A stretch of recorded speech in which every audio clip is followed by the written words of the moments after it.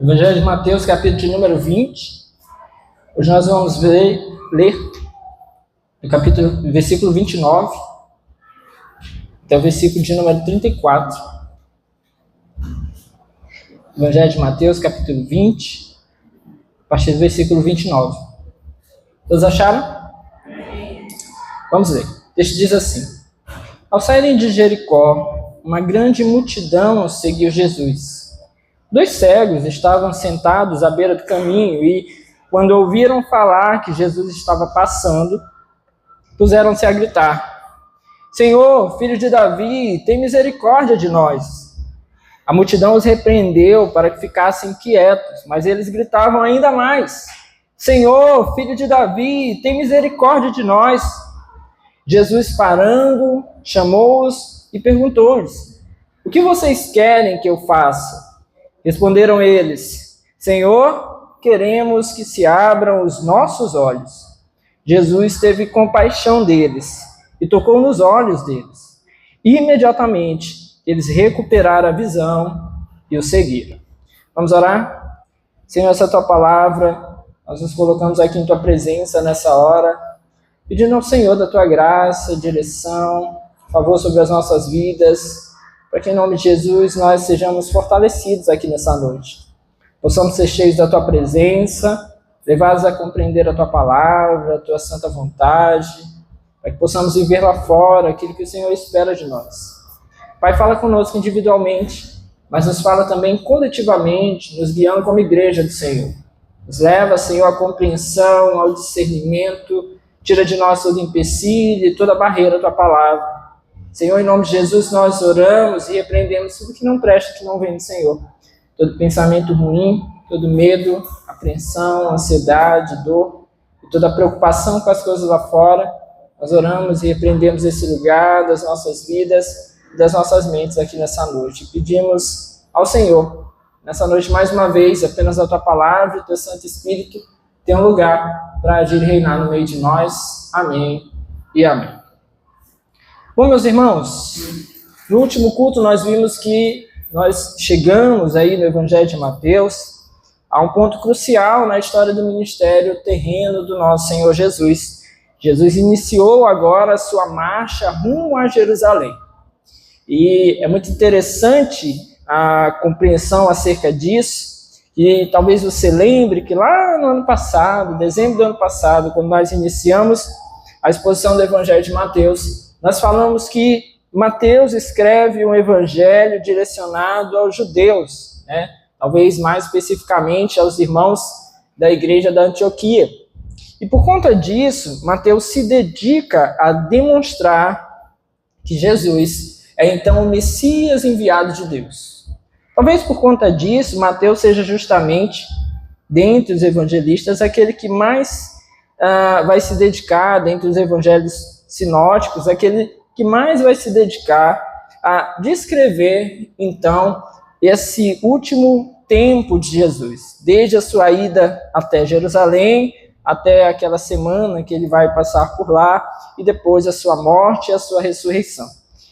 Lucas dedica 6 capítulos, Marcos dedica 6 capítulos, e Mateus vai dedicar 8 capítulos, então, a essa descrição. E a sua intenção, então, é alcançar o coração de irmãos que estão ali no meio do povo judeu e precisam ter uma compreensão ainda mais aguçada a respeito da messianidade do Senhor Jesus Cristo. Bom, então Jesus começou aqui a marchar rumo a Jerusalém e está passando, segundo aqui o que o texto nos diz, por Jericó. Mas Jesus não tornará Jericó. Estão aqui, segundo o texto, 2 homens cegos à beira do caminho e querem então aproveitar essa oportunidade. Uma vez que Jesus vai a Jerusalém, não retornará mais para Jericó, na verdade, não retornará ali mais a nenhuma das cidades da região. Meus irmãos, nós nunca saberemos, na verdade, se a oportunidade que nós estamos tendo agora será a última das nossas vidas. Ninguém tem domínio a respeito do seu último dia, ou do seu próximo dia, ou a respeito das oportunidades que nós teremos. Ninguém sabe como será o seu dia de amanhã. Então, as oportunidades que nós temos, dadas por Deus em especial, elas devem ser consideradas como oportunidades únicas. Oportunidades vêm e vão, mas ainda que sejam semelhantes, elas não serão iguais. Esses homens estão aqui, então, nós veremos essa noite, aproveitando essa oportunidade que eles terão ali diante do Senhor. Para a gente contextualizar aqui, é importante refletir também naquilo que está contido nos outros evangelhos, que trazem essa mesma história. Mateus, Marcos e Lucas apresentam, então, o registro dessa mesma história. Porém, quando nós lemos esses três registros, nós precisamos, então, esclarecer algumas aparentes contradições na narrativa de cada um dos evangelistas. Por exemplo, Mateus, ele é o único que retrata a presença de 2 cegos. Marcos vai falar a respeito de um cego, a quem ele chama Bartimeu. Talvez seja a narrativa mais conhecida acerca dessa história. Lucas também se refere a apenas um cego, embora não conceda a ele ali o nome. Talvez Marcos tenha se referido a Bartimeu, dando ênfase no seu nome, por ser esse um homem talvez muito conhecido ali naquela região. E tem a ele, então, dado esse destaque. Mas nós não temos, então, uma resposta muito clara a respeito disso. O fato é, meus irmãos, é que mesmo com esse destaque, Marcos e Lucas não vão afirmar que existia só um cego ali. Então, essa aparente contradição, ela pode não passar apenas de uma perspectiva ou de uma forma diferenciada de narrar o mesmo fato. Talvez os dois tenham dado ênfase a uma pessoa especial, embora não houvesse ali apenas um cego, uma vez que Mateus vai relatar aqui, pelo menos, a presença de 2 cegos. Outra aparente contradição, quando eu digo aparente aqui é porque, de fato, na palavra de Deus, nós não podemos crer em contradições. A palavra de Deus não se contradiz, mas ela se complementa. Mas outra aparente contradição aqui está no fato de que Lucas afirma que Jesus estava se aproximando de Jericó. Enquanto Mateus e Marcos vão dizer, você pode ver aí o texto, que Jesus está saindo de Jericó. Aqui, esse dilema, ele pode ser resolvido com a informação histórica, de que naquele momento ali, havia, na verdade, como se fossem 2 cidades de Jericó. Você que tem acompanhado aqui com a gente lá o livro de Josué, nós vimos ali a destruição de Jericó, por obra de Deus. Inclusive uma determinação de que não se levantasse novamente aquela cidade. E nós falamos acerca disso, que é provável que essa determinação de Deus tenha sido, muito provavelmente, também com uma ênfase na questão daqueles muros, né? Então, de fato, Jericó não tornou a ser reconstruída da maneira como ela estava construída quando teve, então, seus muros derrubados. Mas aqui no tempo de Jesus, nós encontraremos uma Jericó histórica derrubada e encontraremos ali como se fosse uma outra cidade chamada Jericó, que ficava um pouco mais ao sul, e que essa Jericó agora era uma Jericó nova, reconstruída inclusive por Herodes o Grande. Essa nova Jericó era uma região mais moderna. Ela tinha jardins, ela tinha anfiteatro, então ela tinha toda uma característica dada pelos romanos. Ela tinha ali piscinas para banhos, tinha várias residências, inclusive ali havia um palácio de inverno de Herodes. Herodes fazia algo como que passar férias. Então era uma cidade ali muito mais avançada em relação àquilo que havia sido Jericó na antiguidade. E aí, meus irmãos, nós temos aqui algo que talvez seja muito parecido com a ideia que nós temos aqui de São Luís, sabe? Centro histórico ali, a cidade antiga, né? Que por muito tempo ficou tudo muito derrubado ali, aí foi ajeitado, tá derrubando de novo, né? E aí nós temos uma cidade nova, vamos dizer assim, né? Passou ali da ponte de São Francisco, aí você tem uma cidade nova, com mais construções, com mais prédios, né? Então houve todo o investimento naquele lugar. É muito semelhante a isso, esse tempo aqui, essa situação histórica de Jericó. Uma Jericó antiga, mais em ruínas, com pouca habitação de pessoas, e uma nova Jericó um pouco mais ao sul. Lembre você que nós falamos no culto passado que Jesus está subindo em direção a Jerusalém, e ele vai então passar por Jericó. Então ele talvez tenha passado por essa Jericó antiga mais ao norte, aí desce, passa por Jericó nova e vai seguir em direção a Jerusalém numa subida. E ali também ficava um posto alfandegário, um posto de cobrança de impostos, especialmente para as pessoas que transitavam para aquele lugar, porque acabou ali se tornando um caminho em direção a Jerusalém. Não é em vão que Jesus está tomando aqui esse caminho. É justamente nesse lugar que Jesus vai encontrar, segundo o relato de Lucas, Zaqueu. Zaqueu, lá em Lucas capítulo 19, é encontrado justamente aqui em Jericó. Embora Marcos e Mateus não tenham narrado, então, essa história, apenas Lucas. Fato é, meus irmãos, que Jericó era justamente uma cidade que ficava quase 300 metros abaixo do nível do mar. É considerada, em questão de altitude, a cidade mais baixa do mundo. E Jerusalém ficava, nós falamos no culto passado, né, cerca de mais ou menos 700 metros acima do nível do mar. Então Jesus está trilhando aqui, vai trilhar a partir daqui uma subida de mais ou menos 25 quilômetros de distância. Então Jesus vai trilhar, imagine você pegar uma ladeira de 25 quilômetros, é mais ou menos essa a ideia. Jesus vai trilhar aqui de Jericó em direção a Jerusalém. E Jericó, por ser essa cidade um tanto mais moderna, ela é a última cidade antes de Jerusalém, pelo menos por esse caminho, onde os viajantes conseguiam ali tomar abastecimento, comprar coisas, né? E se preparar para esse caminho aí de mais ou menos 25 quilômetros que deveriam tomar em direção a Jerusalém. Lembre você que na época não tinha Uber, vale sempre lembrar. E esses 25 quilômetros, então, eram trilhados ali caminhando ou também em cima ali de animais, e era o que eles faziam quando passavam por esse caminho. Por conta disso, meus irmãos, esse tempo aqui também tem uma outra história.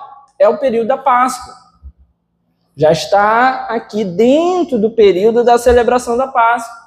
E havia na lei dos judeus algo que estava estabelecido, onde todos os judeus maiores de 12 anos, que se encontrassem justamente nessa região de mais ou menos até 25 quilômetros de Jerusalém, deveriam subir para lá por ocasião da Páscoa. Jesus está fazendo justamente esse caminho, indo até Jerusalém por ocasião da Páscoa. Mas nem todos conseguiam fazer isso. Nem todos conseguiam ali, de fato, ir até Jerusalém por vários motivos. E um dos possíveis motivos era justamente pessoas acometidas de enfermidade, como estavam aqui esses dois homens cegos, que Lucas também vai dizer que um deles, pelo menos, além de cego, era um pedinte de esmolas. Era realmente uma pessoa que vivia nessa condição ali de pedir esmolas. Então, esses homens, eles costumavam aproveitar, essas pessoas costumavam aproveitar para ficar ali à beira do caminho, pedindo esmolas, além de outros que, não podendo ir até Jerusalém, ficavam, então, ali na região da estrada, como se fosse incentivando aquelas pessoas que iam até Jerusalém por ocasião da Páscoa. Então nós vemos aqui, vamos ver aqui no relato, que Jesus estava seguido de uma multidão. É claro que Jesus sempre estava ali tomado por uma multidão, em vários momentos. Mas aqui há uma ocasião adicional, uma situação adicional, o fato de que as pessoas também estão subindo ali de Jericó para Jerusalém por ocasião da Páscoa. Então, aqui o texto também trata sobre isso, né? Jesus vai em direção a Jerusalém, tomado ali, cercado por uma multidão. Há esses homens ali que estão sentados à beira do caminho, então eles não estão ali em vão, eles não estão à toa ali, talvez fosse algo de costume nesse período. Sabe quando chega a época do Natal e há pessoas que vão para a região assim, mais próxima de uma avenida, né, para se colocar ali, ficar esperando quem vai passar com cesta básica para fazer doação? Era mais ou menos o que acontecia aqui também. Essas pessoas aproveitavam também para pedir esmolas nesse período. Então esse é todo o contexto aqui dessa situação. Isso nos ajuda aqui a entender e ilustra bem melhor aquilo que estava acontecendo nesse momento aqui na história. Fato é, meus irmãos, que é provável justamente que esse milagre tenha acontecido entre a Jericó Antiga e a Jericó Nova. Por isso nós temos aqui o relato de Lucas afirmando que Jesus estava se aproximando de Jericó, se ele tomasse ali então como referência a Nova Jericó, e os relatos de Mateus e Marcos dizem que Jesus estava saindo de Jericó, talvez tomando como referência a antiga Jericó que estava ali em ruínas. Então, meus irmãos, desfeitas aqui as questões que poderiam ser tomadas como contradições desse texto, vamos entrar de fato aqui na exposição do texto, na compreensão daquilo que o Senhor deseja falar conosco. Primeiro vamos falar a respeito desse encontro, né, dos dois cegos com Jesus. E há aqui algumas percepções que nós podemos tomar e algumas lições também para que nós possamos crescer aqui nessa noite. A primeira questão aqui é que eles buscaram a pessoa certa.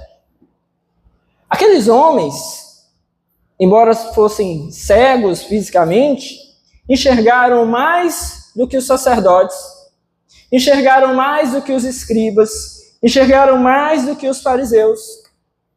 Os líderes religiosos, eles tinham olhos, mas eles não conseguiam discernir que Jesus era a pessoa certa a ser buscada. Mas esses homens aqui, embora não tivessem a visão, fisicamente falando, buscaram a pessoa certa. Veja, meus irmãos, que ao longo da nossa vida, há muitas ocasiões em que nós precisaremos buscar socorro. Mas há muitos que estão cegos e que não conseguindo ver, buscam o socorro errado, buscam a instrução, buscam então o direcionamento por meio daqueles que não conseguem nos conduzir até Cristo. Buscam em outros lugares. Aqui nós vemos duas pessoas que vão buscar a pessoa certa, que é a pessoa do nosso Senhor Jesus Cristo, amém? Nós precisamos aprender isso. Colocar Jesus como primeiro lugar. Ele deve ser o direcionador das nossas vidas. Ele deve ser aquele a quem nós buscamos. Ele deve ser aquele a quem nós seguimos, aquele a quem nós devemos ali, então, toda a atenção, em quem nós queremos colocar a nossa atenção. Muitas vezes, no meio da própria igreja, há pessoas que não querem ouvir Jesus, especialmente quando a sua palavra, quando a sua instrução tende a ser algo de repreensão, quando tende a ser algo que pode nos colocar contra nós mesmos e os nossos desejos. Então muitas pessoas acabam fugindo de Jesus e procurando então outras pessoas, outros conselhos e outros caminhos. Mas esses homens buscaram então aqui a pessoa certa, que é Jesus. Eles também buscaram aqui Jesus na hora certa. Como dito, essa seria a última passagem de Jesus por Jericó. A última vez que ele subiria até Jerusalém, então era a última oportunidade daqueles homens. E meus irmãos, essas boas oportunidades, também como dito agora há pouco, elas vêm e vão. Elas mudam, elas têm nuances diferentes, situações diferentes ao longo da vida. E elas vão passando. Você já ouviu histórias? Nunca aconteceu com você, mas você já ouviu aquela história daquela pessoa que conheceu alguém que poderia ter dado certo, mas aquela pessoa estava mal, e aquela situação não estava boa, e desencontrou, e qualquer coisa aconteceu, e não deu certo. Foi cada um para o lado. Titanic afundou e não ficou junto. Coisas assim na vida. As situações, meus irmãos, da nossa vida, muitas vezes nós vamos nos deparar com coisas assim. Mas quando nós falamos das coisas de Deus em especial, nós temos um Deus que deseja nos proporcionar as boas oportunidades. Mas muitas vezes há pessoas que estão desperdiçando as oportunidades dadas por Deus. Talvez na crença de que as novas portas podem se abrir em uma outra oportunidade. Não, ainda não estou pronto. Não, ainda não consigo largar as minhas vontades. Não, ainda não consigo largar aquilo que eu gosto. Não, não estou pronto para ser crente. Você já ouviu alguém falar assim? Você não, né? Mas alguém já falou isso. Não estou pronto. Tem coisas que eu tenho que deixar. Ser crente exige muita coisa. Seguir Jesus exige muita coisa.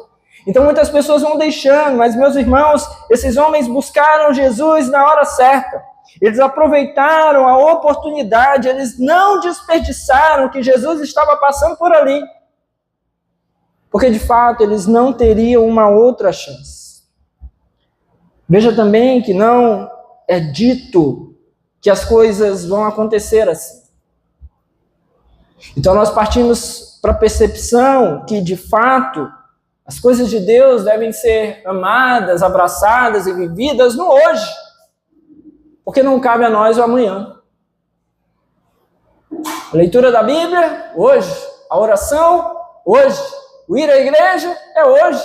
A conversão é hoje. Porque o amanhã não cabe a nós. Em muitos velórios, muitas vezes vai se lamentar o fato de que alguém não abraçou a oportunidade que teve.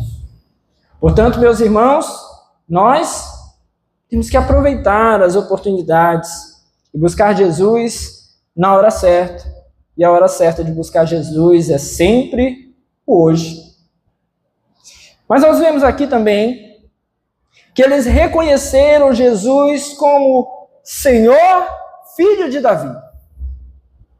Essa foi a expressão usada por eles para gritar em direção a Jesus.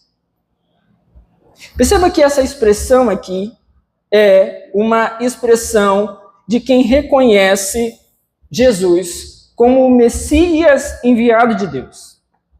Eles não estão vendo Jesus apenas como um profeta qualquer. Eles não estão vendo Jesus apenas como um homem que tem poderes místicos para curá-los, mas eles estão vendo Jesus de fato como o Messias enviado por Deus. Aquilo que justamente Mateus está querendo revelar aos seus irmãos por meio desse livro. Esses homens percebem isso, reconhecem. Como eles sabem, pastor? O texto não nos traz informações.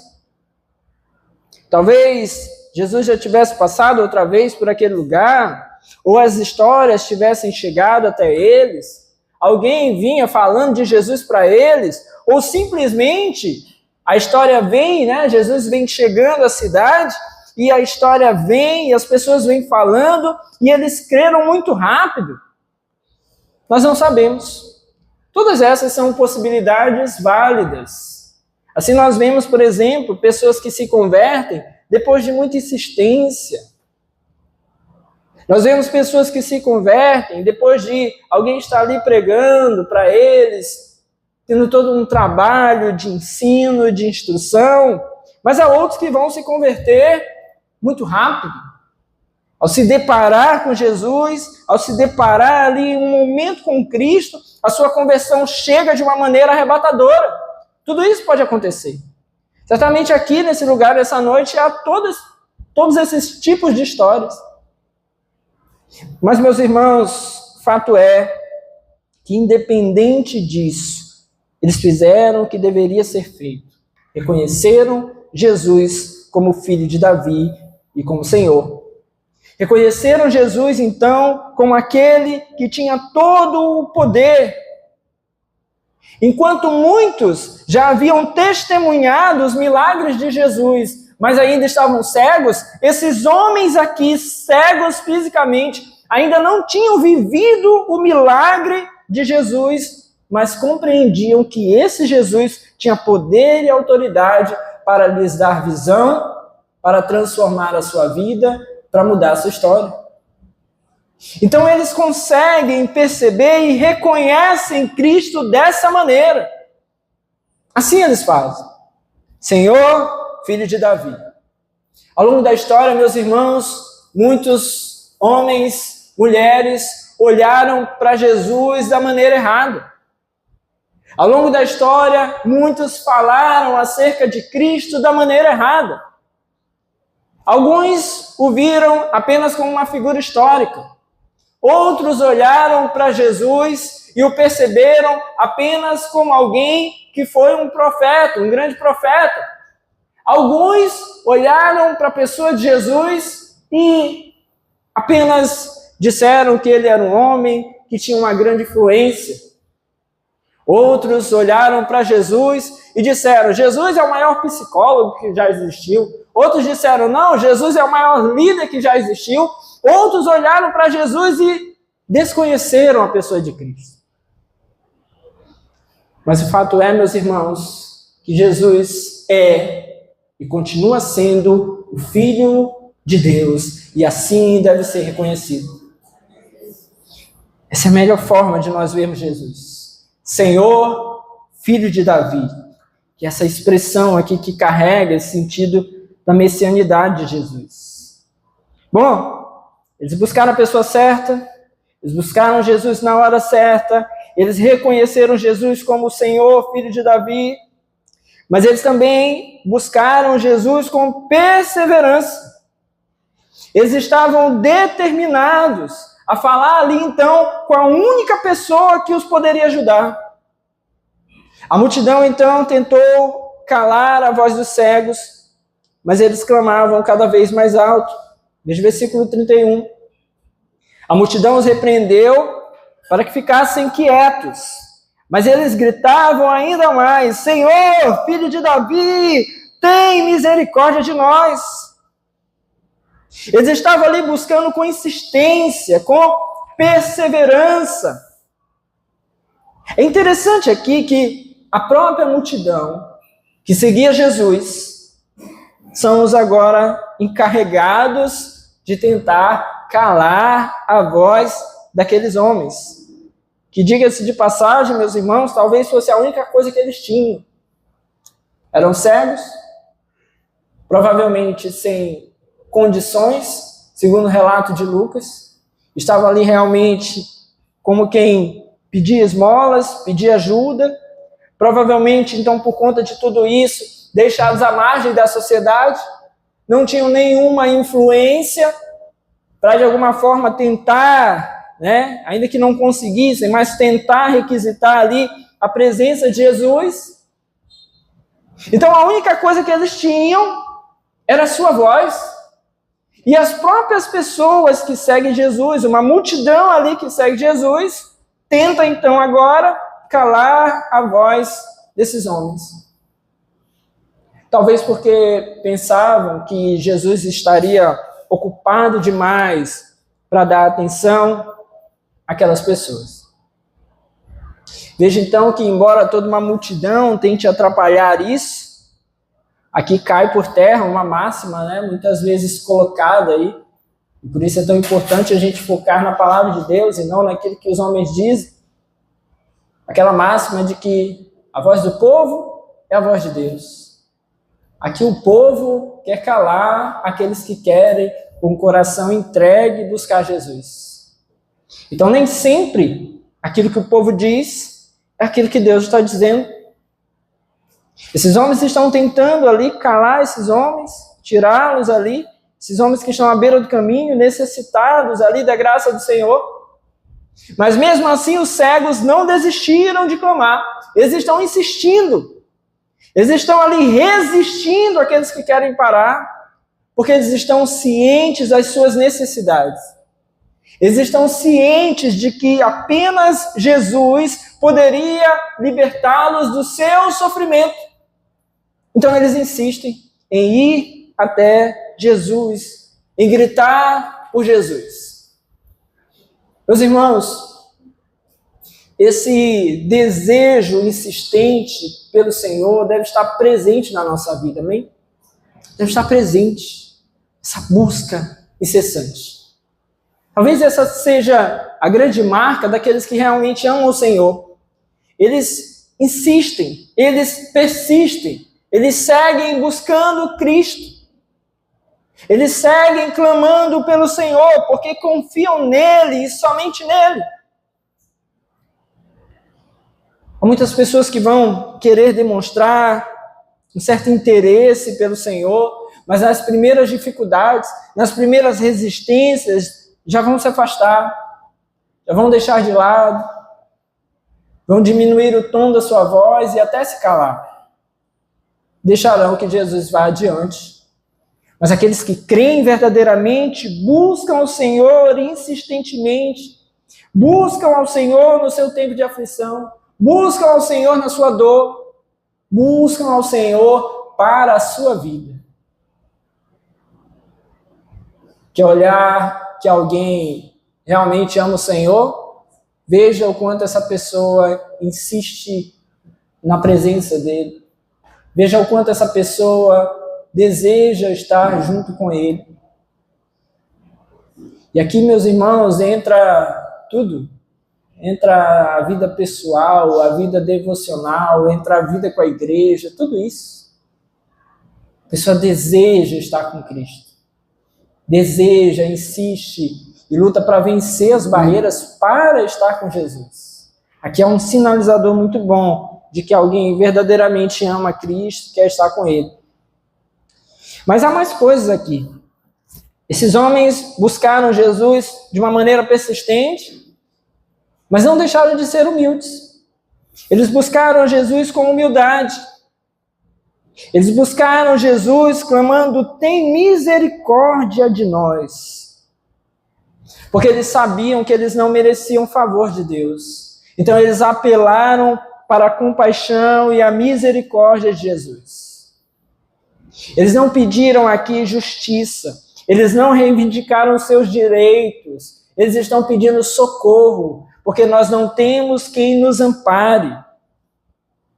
O texto não nos revela tantas questões sobre a vida deles, o seu passado, mas nós podemos imaginar, por exemplo, que se há aqui uma cegueira em virtude de uma doença, talvez esses homens quisessem clamar, ou poderiam vir a clamar, algo do tipo: Senhor, por que isso aconteceu conosco? Por que logo com a gente? Por que isso aconteceu comigo? Como muitas vezes nós queremos colocar diante de Deus: Senhor, por que comigo? Os outros não. Pessoas piores do que eu estão bem e eu estou passando por isso. Mas eles não fizeram assim. Talvez eles poderiam também, olhando para a sua situação, dizer: Senhor, nós exigimos justiça. Porque de repente alguém nos tirou a visão por uma perversidade, por uma maldade. Então talvez eles poderiam dizer: Senhor, exigimos justiça. Mas não clamaram assim. Talvez eles poderiam dizer: Senhor, nós pedimos por auxílio, porque estamos passando necessidade financeira, nós não podemos trabalhar. Então nós precisamos de equilíbrio, nós precisamos de igualdade.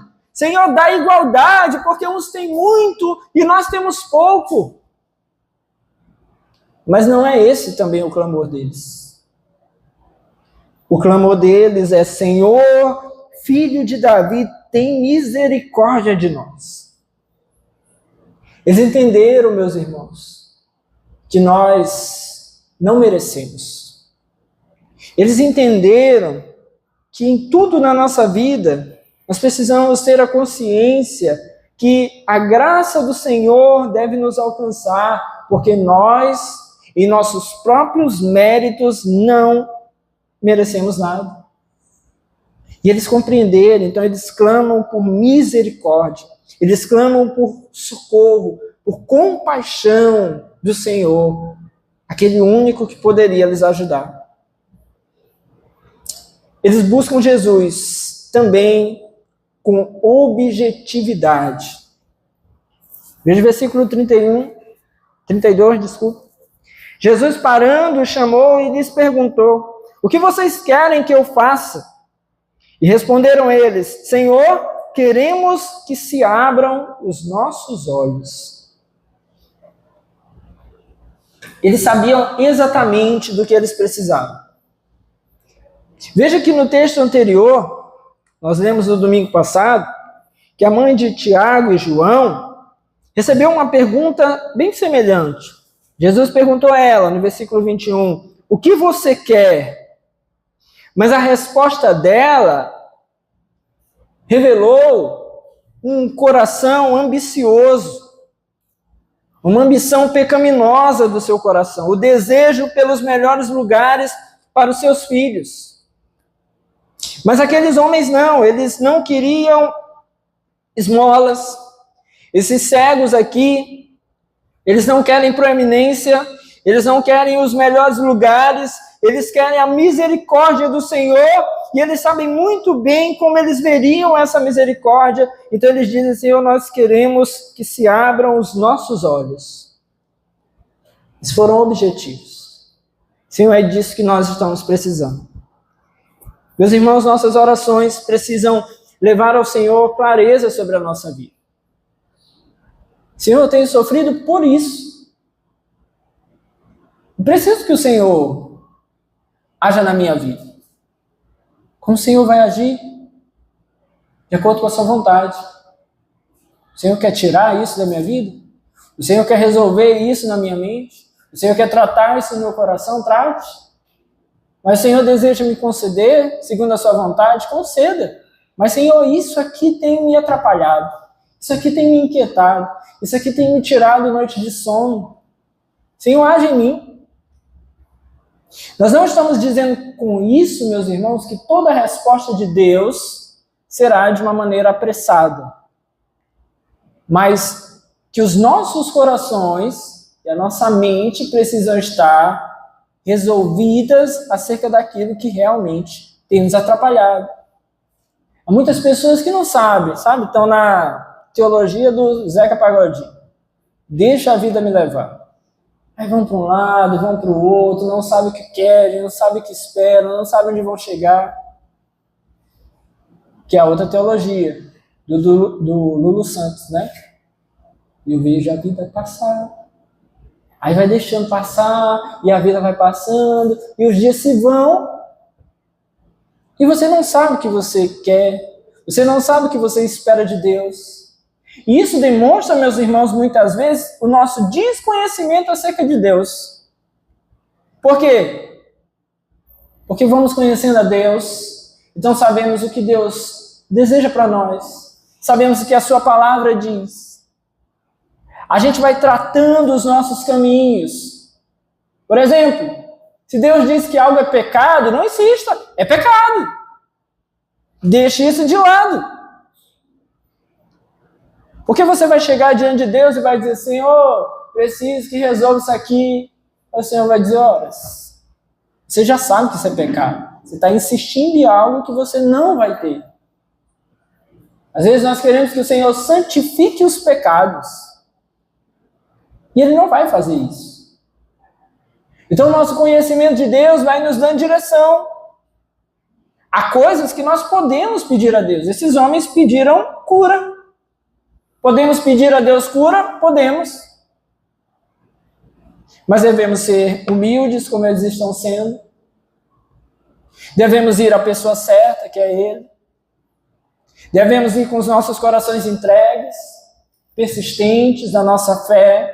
Tudo isso esses homens estão fazendo. Então não é incorreto que peçam isso. Por isso estão pedindo. Você compreende isso?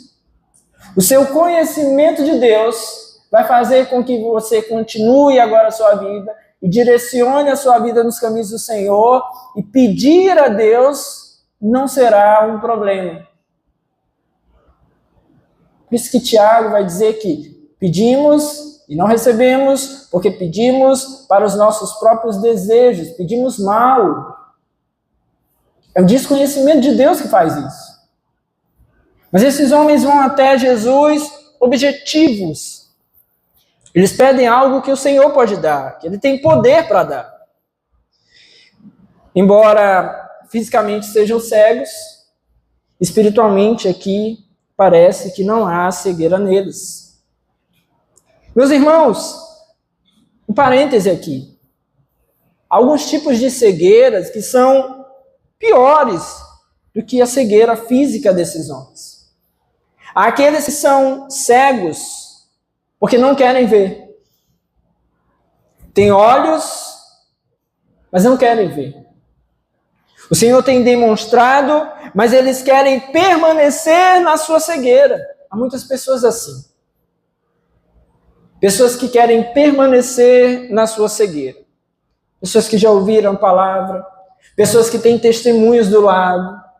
Pessoas que caminham com outras pessoas que conseguem demonstrar a verdade de Deus, mas querem permanecer ali.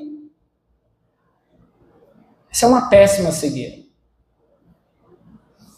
Porque eles querem permanecer nesse lugar. Há outro tipo de cegueira tão ruim quanto, que são aqueles que veem uma coisa, mas enxergam outra coisa completamente diferente.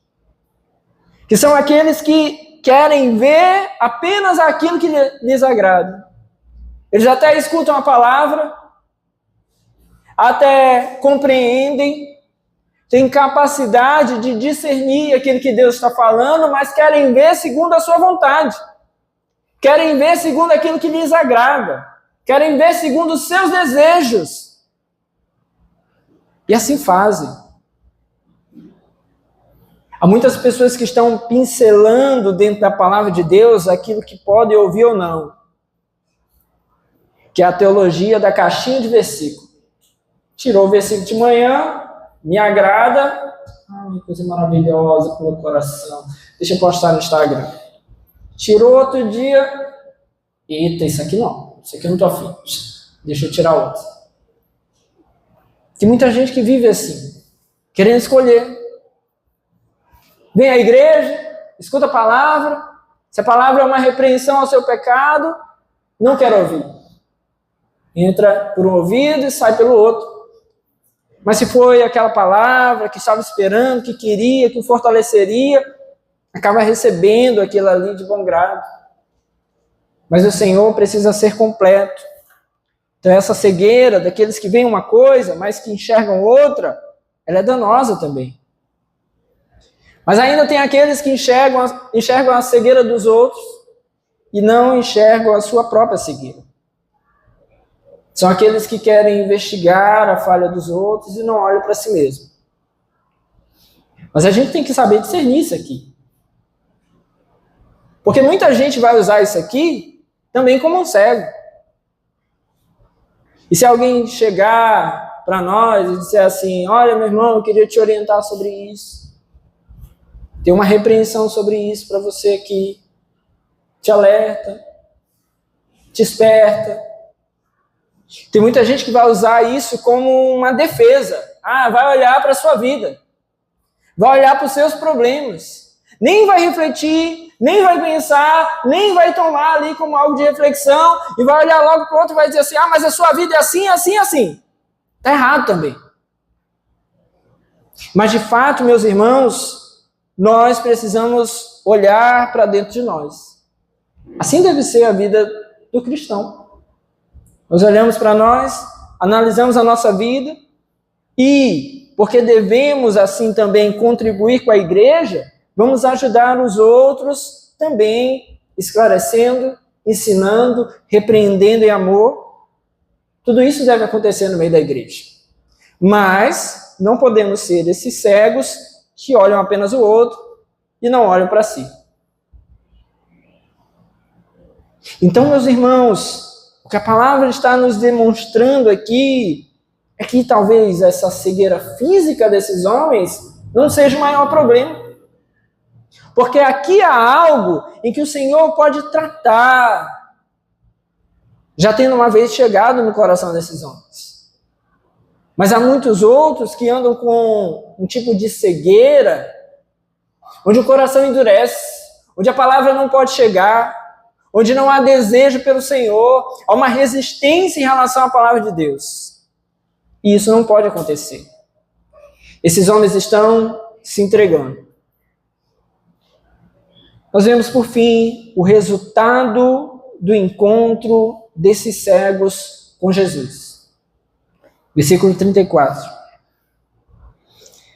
Jesus teve compaixão deles e tocou nos olhos deles. Imediatamente eles recuperaram a visão e o seguiram. Veja como o Senhor é gracioso. Nós temos aqui também alguns pontos importantes. Primeiro, o texto nos diz que Jesus teve compaixão deles. Meus irmãos, Jesus está agora, já sabia certamente, mas agora por eles informado de que esses homens querem ver. Senhor, nós queremos que se abram os nossos olhos. Mas Jesus não vai tratar aqui apenas de um desejo. Jesus, meus irmãos, é aquele que sente os nossos dramas, sente a nossa dor. Ele sente o nosso eu. O Senhor Jesus é aquele que vai além até daquilo que nós conseguimos expressar. Isso é muito interessante. Porque às vezes a nossa expressão acerca da nossa dor é uma expressão equivocada. Alguém que, por exemplo, cai no consumismo como uma forma de fuga de qualquer outra coisa, na cabeça dela, consumir é o que resolve seus problemas. Então busca aquilo ali. Cai nesse desejo. Mas Jesus é aquele que sabe a fonte da dor. Onde isso começa? Por que você está assim? Qual é o seu vazio? O que você precisa buscar? Jesus conhece os nossos dramas, conhece as nossas dores. Por isso a palavra nos diz que Jesus tem compaixão daqueles homens. Porque Jesus olhou a dor que eles tinham, mais do que eles conseguiam expressar, mais do que as suas palavras conseguiram falar, Jesus enxergou a dor desses homens, por isso teve compaixão deles. Ao que o texto nos diz agora, que Jesus tocou nos olhos deles. Tendo compaixão, Jesus tocou em seus olhos. Jesus agora demonstra que esses homens não são descartáveis. Jesus vai demonstrar aqui misericórdia, amor, dando a eles talvez algo que nunca ou há muito tempo eles não vinham recebendo, esse cuidado. Veja que eles acabaram de ser repreendidos por uma multidão que pedia que eles se calassem. Talvez quantas vezes esses homens não foram desprezados ali, talvez quantas vezes não foram rejeitados. Quantas pessoas perversas, talvez, não desdenharam deles? Nós vemos isso, meus irmãos, muitas vezes. Pessoas que agridem um morador de rua, que desdenham, desprezam. Alguém nas suas incapacidades, muitas vezes é tratado mal. Isso acontece, muitas vezes. Então, talvez quantas vezes esses homens não se sentiram justamente desprezados? Provavelmente abandonados pela família. Provavelmente não casados. Porque não conseguiam constituir uma família nessa condição. Então viviam ali, aproveitando as oportunidades em que as pessoas passavam, para pedir ali algum auxílio, para pedir alguma ajuda. Era essa a vida deles, homens descartados pela sociedade. Mas Jesus se aproxima deles e toca em seus olhos e demonstra amor. Porque Jesus, meus irmãos, é aquele que chega diante de nós para mostrar que nós não somos desprezados por Ele. Talvez pelo nosso pecado, mereceríamos até. Mas ainda assim, pelo amor de Cristo, Ele então nos toca a nossa vida, nos transforma. E louvado seja o seu nome por isso, amém? Ele chega até nós. Acredite, há pessoas que estão até no meio da igreja e se sentem assim. E essas pessoas precisam saber que Jesus é aquele que nos toca e nos entrega, então, por meio do seu toque, o seu amor. Conhece as nossas dores, sabe exatamente onde precisa tocar para que nós sejamos curados. Eles queriam ver. Jesus tocou em seus olhos. Jesus também os curou da cegueira. Aqui sim, a sua cura foi total, imediata, definitiva. Porque tudo que Jesus faz é completo. Tudo que Jesus faz é completo. A sua obra é perfeita, meus irmãos. A sua obra é perfeita. Não compreenda mal o que eu estou lhe dizendo. Você pode dizer assim, não, se tudo Jesus faz é completo, e eu precisei comprar um apartamento financiado, não é de Deus? Não é isso.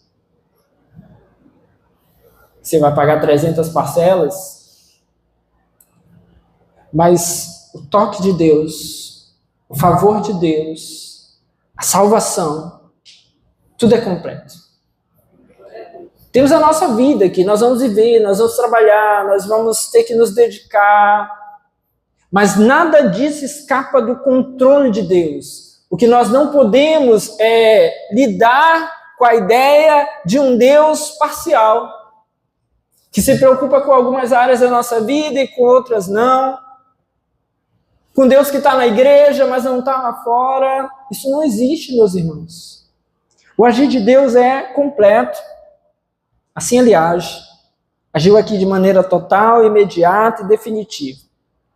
E uma vez que esses homens foram curados, nós vemos então que agora Jesus vai liderá-los em direção a Jerusalém.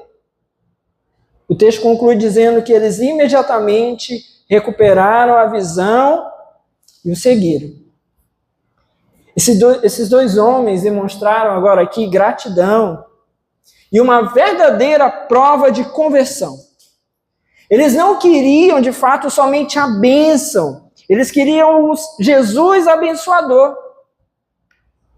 Eles não seguiram Jesus porque ia para um lugar bom. Eles não seguiram Jesus porque os daria agora ali credenciais para eles serem pessoas proeminentes na sociedade. Não, eles vão seguir Jesus porque querem estar com Jesus. Jesus está indo para Jerusalém, onde será entregue, onde será sacrificado, será morto, mas é onde Jesus ressuscita.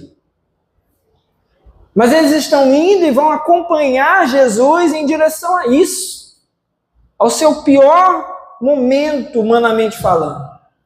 É para lá que eles vão. Há muitas pessoas que querem de Jesus apenas a bênção, querem de Jesus apenas a cura, mas não querem seguir Jesus pelo caminho. Em quantas igrejas, meus irmãos, as pessoas não levantam a mão dizendo que aceitam Jesus, que entregam a vida a Jesus, mas não mudam de vida, não transformam a sua história, não deixam que Jesus transforme a sua história, não abandonam o que precisa ser abandonado. Querem um Jesus que vai agir apenas parcialmente em suas vidas, apenas lhe dando ali a restauração física. Que esses homens poderiam querer apenas isso. Mas não, os seus olhos estão restaurados, mas agora eles querem usar isso para contemplar o Cristo que o salvou. Se o Senhor Jesus concedeu algo em sua vida, use isso para a glória dele. Se curou seus olhos, olhe para ele. Se curou suas mãos, toque nele. Se curou seus pés, siga ele. Se curou o teu coração, entregue todo o teu coração para ele, porque é isso que nós devemos fazer. Ir atrás de Jesus. Eles vão fazer, meus irmãos, exatamente o que Jesus havia orientado um pouco antes, alguns capítulos atrás. Se alguém quer vir após mim, negue-se a si mesmo, tome a sua cruz e me siga. Não há nenhuma ideia aqui, meus irmãos, que esses homens tivessem aqui, agora, uma preocupação com algo que estava nessa região de Jericó. Não, eles vão se dedicar, agora tendo recuperado a visão, a ir atrás de Jesus. E esse é um sinal genuíno de conversão. Pessoas que amam Jesus se entregam para Ele. Pessoas que amam Jesus topam verdadeiramente entregar as suas vidas, entregar a sua história, ir atrás de Jesus, deixar que Ele os guie, que é o que vai ser feito aqui. Eles vão por esse caminho. Eles poderiam dizer, agora que os meus olhos estão curados, deixa eu ver o que eu perdi nessa cidade. Deixa eu ver o que tem aqui nessa cidade que eu possa aproveitar. Mas não, eles vão atrás de Jesus. Eles vão guiados por Jesus. Eles não estão atrás do caminho da glória, eles seguem o caminho da cruz, porque assim nós devemos fazer. Porque a palavra do Senhor nos orienta exatamente isso. Eles trilharam aqui então o caminho da negação. Esse é o caminho do discipulado verdadeiro. É o caminho de quem se nega. Você quer reconhecer alguém que ama verdadeiramente a Cristo? Olhe para as coisas que ele nega por Cristo. Foi assim que Jesus fez com aquele jovem rico, também poucos capítulos atrás. Se você tem feito tudo bem, ok. Agora vá, entregue todos os seus bens e venha após mim. Mas, meus irmãos, isso aqui não serve apenas para que nós reconheçamos os outros. Isso serve para que nós reconheçamos a nós mesmos. O que nós temos negado por causa de Cristo? O que nós temos deixado por causa de Cristo? Essa pergunta é para nós. Bom, Jesus passou por Jericó, e ali aqueles homens estavam, e foi dada a eles uma oportunidade. Nessa noite, meus irmãos, é por aqui que Jesus passa, pelas nossas vidas. Nós não sabemos, então, quais serão as nossas novas oportunidades. Nos resta, então, apenas duas coisas: clamar pelo nome do Senhor ou desperdiçar a oportunidade. O que nós vamos fazer? Que a nossa saída e o nosso desejo, então, meus irmãos, seja clamar pelo Senhor. É isso que nós devemos fazer, amém? Fique de pé no seu lugar em nome de Jesus.